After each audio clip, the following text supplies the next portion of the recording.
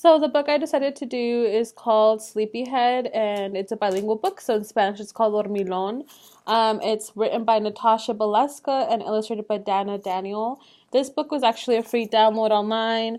I'm actually subscribed to this book. What's called readconmigo.com, and it's just a website that provides you with downloadable books online that are bilingual, and they have different age ranges. So there's books for like preschool students, ages 3 to 5, kids that are older than that. So they do go in categories. This specific book was in the preschool area, so this was more of a 3 to 5 year old's book.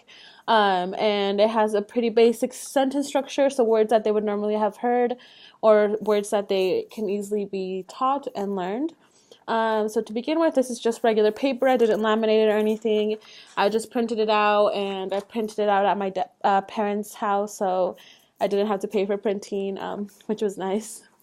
And in here, so it says, "Go to sleep, my sleepyhead," and then it says, "Mommy, I can't," said Mateo. Mateo is his name.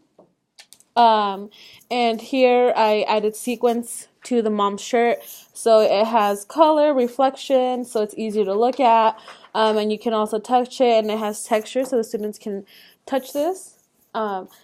Something the way that it can be used for this is talking about if they struggle to go to sleep, what they do to go to sleep, so you can read this to your students and ask them questions while you're reading the story. On the next page, I added pom-poms. So, and these are the clouds. The kid is sleeping.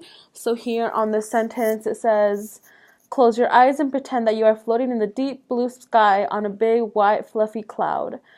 Birds fly around you and sing a quiet little song." So, big, white, fluffy cloud. This is definitely fluffy, so you can have the students touch it. Definitely get them asking questions and see if this is something they've ever dreamed about.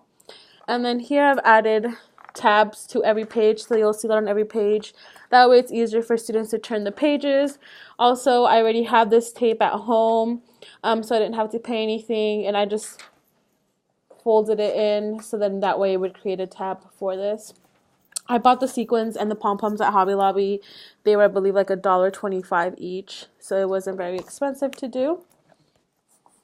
And then on this page, I added fabric. This fabric is sticky fabric, so I just had to cut it out into this awkward shape and stick it on here. It was super sticky, so I'm sure it's not going to come off. And on this next page, I added fishes. So this page says, "Close your eyes and pretend that you are in a boat, gently rocking back and forth with each wave on the deep blue sea." And I added these fishes because they reflect, so it's easier for students to see, students that might have seeing difficulties. This is easy for them to look at. And it also has a very smooth texture, so they can touch the fishes. On this next page, I also added little fishes on the side here. So it's also the same thing. He's talking about what he sees when he's sleeping, and his mom is telling him to go to sleep. On this side, it says, "Close your eyes and pretend that you are lying in a bed of spring flowers. The sweet smell and fresh breeze will fill your dreams with perfumes." So I thought it would be nice to add these butterflies. These are actually 3D butterflies. I purchased them at Hobby Lobby as well. They were 40% off, so they were like $1 to purchase, and I have more. But they're nice. They have this kind of rough texture, and they're 3D, so they're kind of puffy. Also touch.